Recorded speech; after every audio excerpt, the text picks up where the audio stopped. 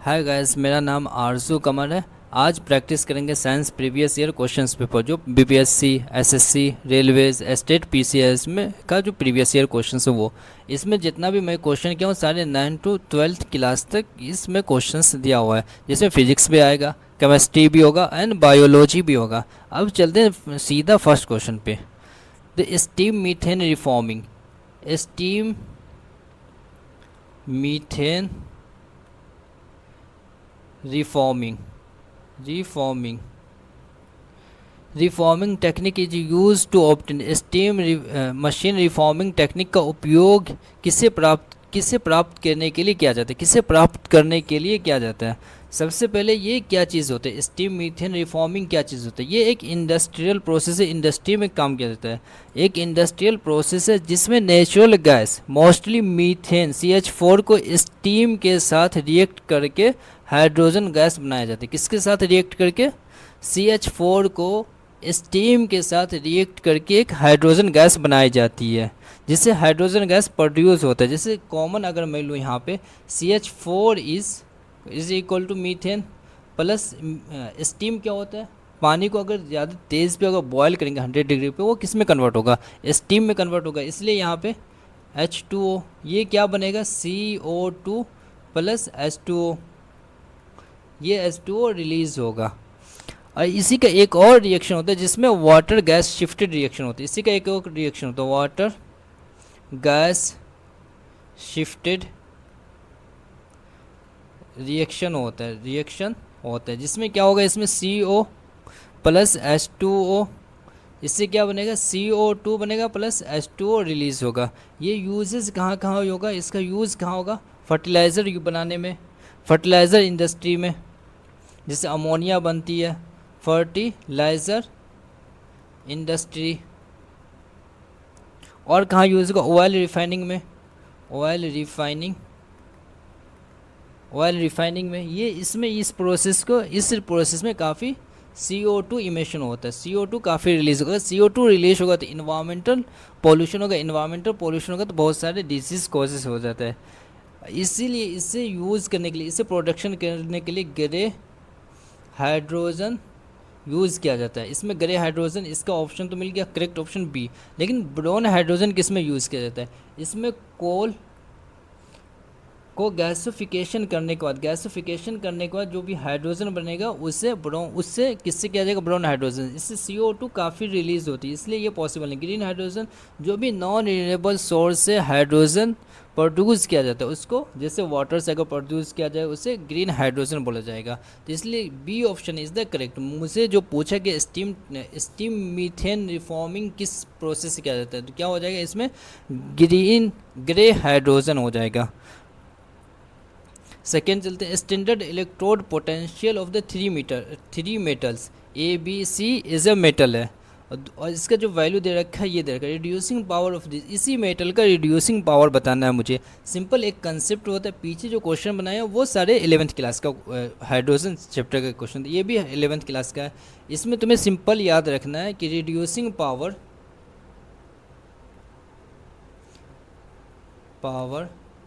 Directly proportional होता है standard electrode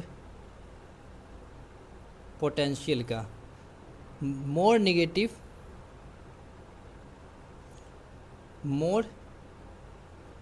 reducing power, जैसे अगर देखो यहाँ पर सबसे ज़्यादा more negative non reducing power -12 सबसे ज़्यादा माइनस में, तो इसलिए ये मोर रिड्यूसिंग होगा। उसका बाद -3 वोल्ट सबसे ज़्यादा है, उसका बाद ये होगा, उसके बाद 0.5 वोल्ट। तो ऑप्शन इज़ द CBA, तो C is the correct option. CBE में C is the correct option. समझ में आइए, 3 धातुओं में ABC मानक इलेक्ट्रोड विद्युत 0.5 ये दे रखा है, और इसका अपचायक शक्ति होगी क्या, अपचायक शक्ति क्या होगी वो ये पूछा गया। इसका 3rd नंबर में sour taste of vinegar is due to, sour taste किससे होता है, कोई भी विनेगर खट्टा क्यों लगता है, सिंपल बात है, खट्टा इसलिए तो उसके अंदर क्या मिलाया जाता है, एसिटिक एसिड मिलाया जाता है, जिससे फॉर्मूला होता है CH3COOH, इसलिए वो विनेगर क्या होगा, अगर खट्टा होगा। और अदर ऑप्शन क्या है, टार्टरिक एसिड इमली में हो गया, इमली में होती है, और किसी में होगा, ग्रेप्स में होता है, और लैक्टिक एसिड कर्ड्स में होगा। और तुम हैवी जिम करोगे, हैवी कोई भी वर्कआउट करोगे, वहाँ पे जो मसल्स पेन होती है, तो वहाँ पे भी क्या यूज़ होगा, वहाँ पे भी लैक्टिक एसिड प्रेजेंट होता है, इसलिए वो काफ़ी दर्द, क्योंकि वहाँ पे ऑक्सीजन नहीं पहुँच पाता। सिट्रिक एसिड किस में प्रेजेंट होता है, लेमन में, ऑरेंज में। इसमें सिट्रिक एसिड में विटामिन सी प्रेजेंट होता है, और ये स्कॉर्बिक एसिड होता है उसके अंदर। और एसिटिक एसिड, इसका correct option is D option. Fourth number, birds are typically phone. Birds क्या होता है, हमेशा बर्ड, अगर ये देखना इस टाइप का बर्ड्स लगा होता है, बर्ड से लीफ बनेगा, स्टेम बनेगा, या फ्लावर बनेगा। अगर ये प्लांट है, प्लांट के ऊपर एपिकल मेरिस्टेम होता है, एपिकल मेरिस्टेम जब भी फॉर्मेशन होती है तभी जाके इसका ग्रोथ होगा, तो ऊपर बड ही होगा, बड ही रहता है वहाँ पे। और जो लेटरल होता है, जो लीफ के नीचे होता है, लीफ के नीचे, वहाँ पे भी क्या होगा, बड प्रेजेंट होगा। तो मतलब both at the base of leave and tip of the branches, branches के सबसे ऊंचाई पे भी बर्ड होगा, और लीफ के बेस में भी बर्ड होगा, एक जगह नहीं होगा, यहाँ पे बेस पे नहीं होगा, तो इसलिए ये option is the correct option. कलियाँ समानता कहाँ पाई जाती है, तुम देख सकते हो घर के बगल में जो छोटा प्लांट होता है उसके बर्ड पे देखना, वहाँ पे उसके टॉप पे देखना, तो वहाँ पे बर्ड दिखाई देगा, और लीफ के नीचे देखना, वहाँ पे भी बर्ड दिखाई देगी। तो ये option is the correct option. इसका तो 5th नंबर क्वेश्चन में चलते हैं।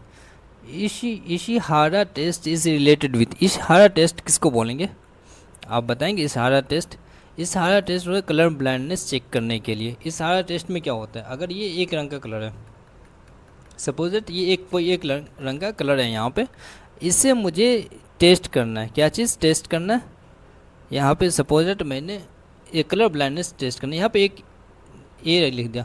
अब मैं जिससे चेक करना उसे बोलूँगा इसके अंदर कौन सा वर्ड लिखा हुआ है। इसी तरीके से इसका बहुत सारा टेस्ट होता है इसी वर्ड्स के थ्रू, तो इसी को कलर ब्लाइंडनेस बोला जाएगा।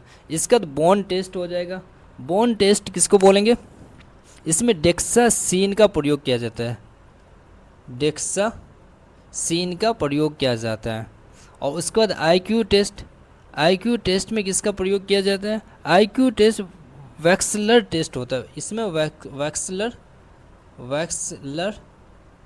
टेस्ट किया जाता है, इसमें डेक्सा एक्सचेंज किया जाता है, डेक्सा स्कैन किया जाता है। और हीमोग्लोबिन लेवल, ये तो आपको पता होना चाहिए, हीमोग्लोबिन लेवल का किसका टेस्ट किया जाएगा, सीबीसी काउंट किया जाता है, सीबीसी, जिसमें क्या होता है, complete blood count, complete blood count, ये एक टेस्ट होता है हीमोग्लोबिन लेवल का देखने के लिए। तो इसका ऑप्शन क्या हो जाएगा, colour blindness is the correct option. ये सारे ऑप्शन आपको पता होना चाहिए, नेक्स्ट एग्ज़ाम में इसी से क्वेश्चन बन सकता है, इसलिए मैं एक एक ऑप्शन को डिटेल एक्सप्लेनेशन कर रहा हूँ। रिएक्टेंस ऑफ कैपेसिटेंस, कैपेसिटेंस का यहाँ पे फॉर्मूला लिख दिया, कैपेसिटेंस का फॉर्मूला एक्स सी क्या हो जाएगा, यहाँ पे कैपेसिटेंस हो जाएगा एक्स सी, कैपेसिटर बोला जाएगा इसको, कैपेसिटर, इसको जो ओम से रिप्रेजेंट करते हैं, यहाँ फ्रीक्वेंसी है एफ से डिनोट करते हैं, इसके फ्रीक्वेंसी को फ्रीक्वेंसी, इसका फ्रीक्वेंसी इसको किससे डिनोट करते हैं, एच जेड से करते हैं। और यहाँ पे सी बचा है कैपेसिटेंस, कैपेसिटेंस, इसको फैराडे से, फैराडे ऐसा यूनिट होता है, फैराडे ऐसा यूनिट एफ से रिप्रेजेंट करते हैं। मुझसे क्या directly proportion to frequency, x c inversely proportion to frequency, देख सकते हैं यहाँ पे एक फ्रीक्वेंसी तो इन्वर्सली प्रोपोर्शन है, inversely proportion square root of frequency नहीं, ये भी नहीं, तो option C is a correct option. Next question पे चलते हैं इसके बाद। A nail is nailed into the trunk of a tree 1 metre from a soil level after 2 year will B, बोला गया है कि एक यहाँ पे कोई भी पेड़ है, यहाँ से 1 मीटर ऊपर एक कील इसने यहाँ पे ठोका है, ये बोले कि 2 साल के बाद इस कील का पोजीशन क्या होगा, ऊपर आएगा नीचे आएगा कहाँ जाएगा। तो सबसे पहले आपको पता होना चाहिए जो प्लांट का ग्रोथ होता है वो अपर पार्ट में होता है, बर्ड के पार्ट में एपिकल मेरिस्टेम पे होता है, और जब यहाँ पे जो ट्रंक के पास जो होता है ये चौड़ाई बढ़ती है, मतलब ये जो कील है इसी पोजीशन पे रहेगा, यहाँ से कोई भी ऊपर ना जाएगा ना नीचे आएगा, और सिर्फ यहाँ पे अंदर जा सकता है, काफ़ी अंदर जा सकता है लेकिन ऊपर नहीं जा सकता है। तो remain at the same position, never changes in the upper and lower, कहीं पे भी चेंजेस नहीं होगा। तो इसलिए इसका ए ऑप्शन, एक कील को पेड़ के तने में भूमि से 1 मीटर ऊंचाई पर ठोका गया, 2 वर्ष बाद कील कहाँ होगा? उसी स्थान पे होगा। Actual site of dark reaction in photosynthesis inside cytoplasm, cytoplasm के अंदर फोटोसिंथेसिस डार्क रिएक्शन कहाँ होता है? रिएक्शन 2 टाइप का होता है, reaction light reaction and dark reaction. Light reaction कहाँ प्रेजेंट होगा? थाइलाकॉइड के अंदर प्रेजेंट होगा। थाइलाकॉइड के अंदर ग्राना होता है, ग्राना प्रेजेंट, स्टॉक ऑफ थाइलाकॉइड को ग्राना बोला जाएगा। ग्राना पे अगर समझो ये सेल है तो यहाँ पे बहुत सारा थाइलाकॉइड है, यहाँ पे बहुत सारा थाइलाकॉइड है, इसको टोटल को ग्राना बोला जाएगा। और एक ये क्लोरोप्लास्ट के अंदर होता है, इसको थाइलाकॉइड, एक को थाइलाकॉइड बन जाए। ये क्या चीज़ बनाएगा? ATP और NADPH बनाएगा, ये 2 चीज़ बनाएगा। डार्क रिएक्शन कहाँ होगा? ये स्ट्रोमा के अंदर होगा। ये जो फील्ड है यहाँ पे, ये इसे स्ट्रोमा बोला जाएगा, स्ट्रोमा। इसे लाइट की रिक्वायरमेंट होता है, इसे लाइट का रिक्वायरमेंट नहीं होता, दिन में ही बनाएगा रात में, स्ट्रोमा में प्रेजेंट होगा। ये यूज़ करेगा ATP को, ये जो बनाएगा इसे यूज़ करेगा, ये इससे यूज़ करने के बाद ये एनर्जी प्रोवाइड करेगा सारे सेल ऑर्गेनल्स में। NADPH ये यूज़ करेगा। मतलब अगर तुम खाने बनाने से सबसे पहले क्या प्रिपरेशन करते हो? मसाला प्रिपरेशन करते हो, मसाला प्रिपरेशन करने के बाद ही तो खाना बनता है। तो ये पहले प्रिपरेशन किया है, खाना मसाला तैयार किया, इसे खा गया, ये एनर्जी मिला, ये एनर्जी प्रोवाइड कर रहा है। तो इसका C option is the correct option. कहाँ होता है ये? डार्क रिएक्शन और लाइट रिएक्शन क्लोरोप्लास्ट के अंदर होता है। लाइट रिएक्शन ग्राना के अंदर होता है। ग्राना किससे बना होता है? थाइलाकॉइड से बना होता है। डार्क रिएक्शन स्ट्रोमा में होता है। स्ट्रोमा क्या यूज़ करता है? ATP NADPH यूज़ करते हैं।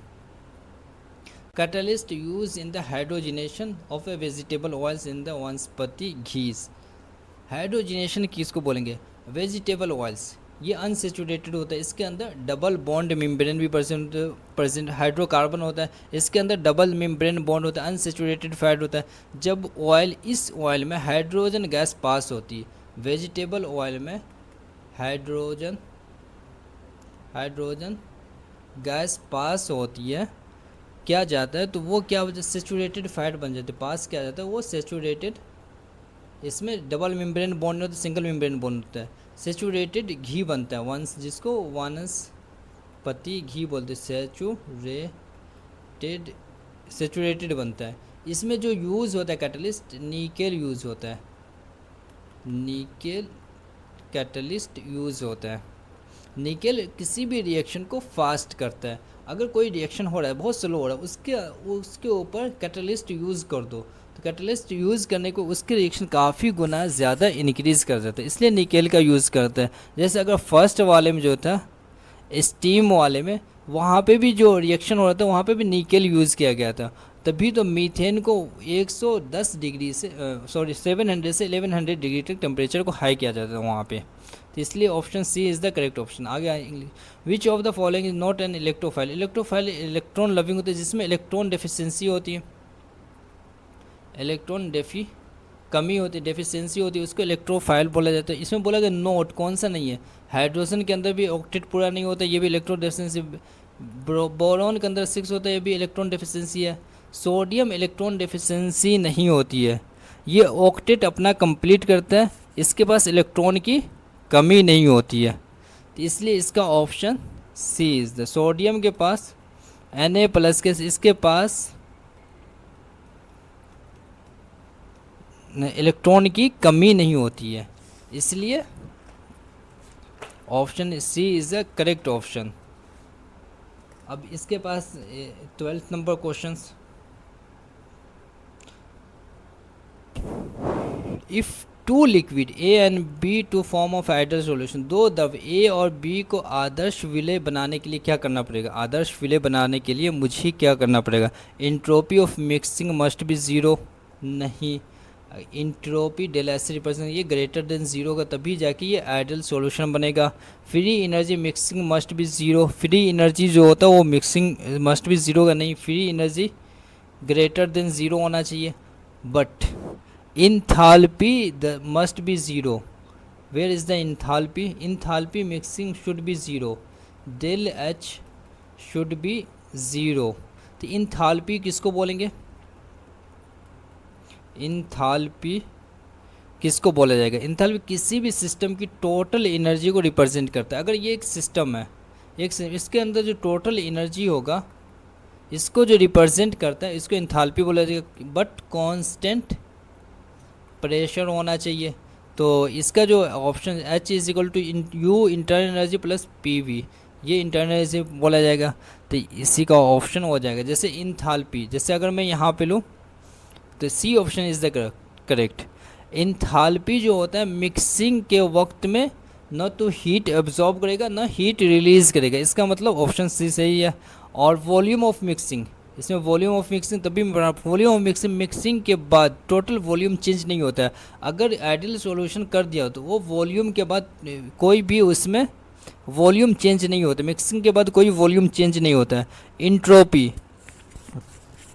इंट्रोपी हमेशा ज़ीरो से ज़्यादा ही होगा क्योंकि मॉलिक्यूल्स ज़्यादा डिसऑर्डर होता है। अगर ये एक आइडियल सॉल्यूशन, इसमें मॉलिक्यूल बहुत सारे डिसऑर्डर है तो इसलिए इसके अंदर क्या होगा, ज़ीरो से ग्रेटर देन होगा इंट्रोपी। और फ्री एनर्जी स्पॉन्टेनियस मिक्सिंग होगा, कभी यहाँ पे मिक्सिंग होगा, कहीं यहाँ पे मिक्सिंग होगा, कभी यहाँ पे ऑक्सीजन होगा, इसको फ्री एनर्जी बोला जाएगा। स्पॉन्टेनियस मिक्सिंग होता है, फ्री एनर्जी हमेशा निगेटिव होनी चाहिए। समझ में आएगा, option C is the correct option. Liver store, liver क्या स्टोर करता है, liver fat soluble vitamin store करता है, विटामिन स्टोर करता है जिसमें A D E K आ जाएगा। और वाटर सोल्यूबल कौन करेगा, विटामिन C एंड B12। अब इसमें कोई ऐसा ऑप्शन है A B C D, C नहीं होगा, A B ओनली नहीं होगा, A B C नहीं होगा, none of this is the correct option. Quinine is the common drug for malaria that is obtain from plant. Quinine malaria की दवा बनता है इससे। Which of the following part of the ink, तो quinine malaria के समानता दवा है, क्यूनिन मलेरिया की दवा है सच। जो एक पौधे से प्राप्त होती है, यह पौधा किस भाग से प्राप्त होता है, तने की छाल से, स्टेम ऑफ बाग से प्राप्त होता है ये। उसके बाद चले टर्मेरिक पाउडर, हल्दी का पाउडर ऑब्टेन होता है किस प्लांट के किस पास से, रूट से ही, ड्राई रूट से ही परसेंट पार्ट होता है। और इसमें turmeric powder rhizome of the curcuma लोंगा plant, rhizome of the किस कौन प्लांट से, कुरकुमा लोंगा, ये स्पेसिफिक नेम होता है सारे प्लांट का, प्लांट से present. Rhizome is the modified underground root, rhizome is the modified underground root. Modified क्या है, अंडरग्राउंड रूट है। अगर एग्जाम में मॉडिफाइड दिया होता है तो ये ऑप्शन होता है, तो नहीं दिया होता ये option is the correct option. How is the hydrogen store physically, hydrogen को कैसे स्टोर कर सकते फिजिकली। हाइड्रोजन स्टोर करने के लिए दो प्रोसेस होते हैं, कंप्रेशन एंड लिक्विफेक्शन। कंप्रेशन क्या होता है, इसमें हाइड्रोजन को हाई प्रेशर पे, यहाँ पे हाइड्रोजन है, हाइड्रोजन का हाई प्रेशर पे टैंक में कंप्रेस किया जाता है। ये टैंक है, हाई प्रेशर ऊपर से दिया जाता है, टैंक में कंप्रेस किया जाता है, इसको कंप्रेशन हाइड्रोजन गैस बोला जाता है। लिक्विफिकेशन, इसमें बहुत ठंड करके लिक्विड के फॉर्म में बदला जा सकता है, इसको लिक्विफिकेशन बोलेगा। बट इसमें ऑप्शन नहीं है, और हाइड्रेट फॉर्म में ये केमिकल प्रोसेस होता है, इसलिए ये फिजिकल प्रोसेस नहीं होती है। तो option is the C option is the correct option, ये option does not. Lightweight bulletproof helmet and jacket use by the which, बोला गया लाइट वेट जो भी बुलेट प्रूफ है, हेलमेट जो पहनते हो, ये सारे कुछ किससे बना होता है, टेरिलीन से, नाइलॉन से, केवलर से, सारे करके स्पेसिफिकेशन। टेरिलीन एक फैब्रिक सिंथेटिक पोलिस्टर फाइबर है। इसमें इसे कपड़े बनते हैं, इसमें रिंकल फ्री होता है, रिंकल फ्री होता है, मजबूत होता है, काफ़ी मजबूत, बट बुलेट प्रूफ नहीं बनाया जाता क्योंकि बुलेट प्रूफ स्ट्रेंथ ज़्यादा हो, इसके स्ट्रेंथ ज़्यादा नहीं होती, इसलिए ये हाई एनर्जी को रोक नहीं सकता है। ट्राइरेलिन तो होगा नहीं। नायलॉन क्या है? नायलॉन इज़ सबसे पहला फुल्ली सिंथेटिक फाइबर है, काफ़ी स्ट्रॉन्ग इलास्टिक होता है, जैसे रोप इसी से नायलॉन से बनता है, रस्सी हो गया, स्ट्रोक हो गया, टेंट हो गया, ये सब इससे बनता है। ये भी बुलेट प्रूफ को जब भी बुलेट आएगा हाई वेलोसिटी में उसे ये रोक नहीं सकता है, इससे नायलॉन भी यूज़ में नहीं होगा। उसके बाद आ जाओ कौन सा, एक केवलर लास्ट ऑप्शन ये एक हीट रेसिस्टेंट और बहुत ज़्यादा बहुत ज़्यादा स्ट्रॉन्ग होता है, सिंथेटिक फाइबर होता है। इसमें जो टेंसाइल स्ट्रेंथ होता है स्टील से 5 गुना ज़्यादा होती है, और लेकिन ये बहुत ही हल्का होता है, इसलिए इसे किस में बनाने में यूज़ किया जाता है, इसमें बुलेट प्रूफ हेलमेट, जैकेट इसे बनाने में यूज़ किया जाता है, इसलिए इसका option is the kevlar is the C option. What is the major of the magnetic field? Tesla. D is the correct option. Ohm. प्रतिरोध जिसको बोलते हैं रेसिस। 10 एम्पियर। विद्युत इलेक्ट्रिसिटी। कोबाल्ट एक मेटल है, तो D option is the correct option. Dengue A and B बोला गया, beside the spreading malaria anopheles mosquito भी ऑल्सो। मलेरिया के अलावा एनाफिलस मच्छर किन रोगों का वाहक होता है? एनाफिलस मॉस्किटो जो में डेंगू नहीं मलेरिया फैलाता है, इसके अलावा पूछा गया कौन सा हो सकता है।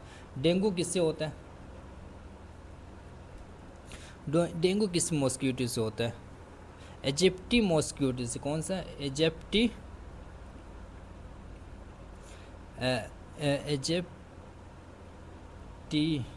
एडेस एजिप्टी मॉस्किटो से डेंगू होता है। ये भी नहीं ऑप्शन होगा, नहीं ये भी ऑप्शन, क्योंकि डेंगू दोनों दे रखा है, इससे होगा नहीं। फ्लेरेसिस ये होता है, ये दोनों जो होता है ये किससे होगा? ये होगा आपको क्यूलेक्स मॉस्किटो किससे होगा? इसके द्वारा फैलाए जाते हैं। हालांकि एनाफिलस से कुछ स्पीसीज फिलेरिया कैरी करता है, एनाफिलस से कुछ मलेरिया का ट्रांसफ़र होता है, इसलिए इसका ऑप्शन क्या डी हो जाएगा, बट ये इस एग्ज़ाम में नहीं पूछा था। D option is the correct option. Blood group individual, blood group कैसे पता करते हैं किसी भी इंडिविजुअल को? प्रेजेंस ऑफ हीमोग्लोबिन से नहीं। हीमोग्लोबिन एक प्रोटीन है जो कैरी करता है, क्या चीज़ कैरी करता है? ऑक्सीजन कैरी करता है बेटा, ऑक्सीजन कैरी करता है। Combination of WBC and RBC, combination क्या शो करता है? कम्बिनेशन ब्लड काउंट, तुम्हारा हेल्थ इश्यूज़ ये सब शो करता है। डिसीज़ कौन सा? Ratio of combination WBC related to general health infection blood group. Shape of RBC और generally in the biconcave shape, अगर शेप में कुछ भी चेंजेस हुआ तो मेडिकल कंडीशन हो सकता है, जैसे सिकल सेल एनीमिया। अगर इसमें कुछ भी चेंजेस होगा, इस शेप का चेंजेस होगा तो सिकल सेल एनीमिया हो जाएगा। D is the correct option. अगर ये RBC के ऊपर एंटीजन प्रेजेंट है तब जाके ये क्या शो करेगा? किसी ब्लड ग्रुप को शो करवाएगा antigen. Which of the following responsible for production of shadow, shadow production के लिए क्या चीज़ होता है? अगर शैडो रेक्टिलिनियर आ रहा है तो यहाँ पर कोई एक ओपिक ऑब्जेक्टर इलेक्ट्रिक लाइट इस पर पड़ेगा तो इसका शैडो इधर बनेगा, तो इसलिए इसका ऑप्शन क्या होता है? इलेक्ट्रिलिनियर प्रोपगेशन। डिफ्रेक्शन चेंजेस करेगा लाइट की। इंटरफेरेंस दो लाइट वेव आपस में मिलती ओवरलैप करते हैं तो यह ब्राइट होता है या डार्क पैटर्न बनाते हैं, इसी को शैडो फॉर्मेशन सीरीज संबंध नहीं है, इसलिए इसका option B option is the correct option. Which of the following vitamins are water soluble, इसमें कौन सा विटामिन सोल्यूबल? अब प्लीज़ आप लोग पढ़ने फोकस, अगर इसमें कोई भी चीज़ आपको समझ में नहीं आ रहा है, कुछ भी नहीं आ रहा था, आप कमेंट करें, उसका मैं आंसर करूँगा, और सही से कमेंट करें। और इसका PDF चाहिए तो वो भी आपको प्रोवाइड कर दिया जाएगा। अगर आप पूरे दिन रोड पे ही घूमेंगे तो अगर मकान रोड पे होती है तो उसकी कीमत होती है, खेत अगर रोड पे होती है तो उसकी भी कीमत होती है, अगर आदमी रोड पे हो तो उसकी कीमत कभी नहीं होती है। इसलिए बोला गया कि ज़िंदगी क्या है मत पूछो, ज़िंदगी क्या है मत पूछो, संवर गई तो तकदीर और बिखर गई तो तमाशा। समझ में आया? तो which of the following vitamin are water soluble, इसमें कौन सा वाटर सोल्यूबल है? तुम्हें बताया वाटर सोल्यूबल में कौन कौन सा आता है, B12 एंड विटामिन सी। इसमें कोई ऑप्शन है? ये क्या चीज़ फैट सोल्यूबल है, तो option is D is the none of this.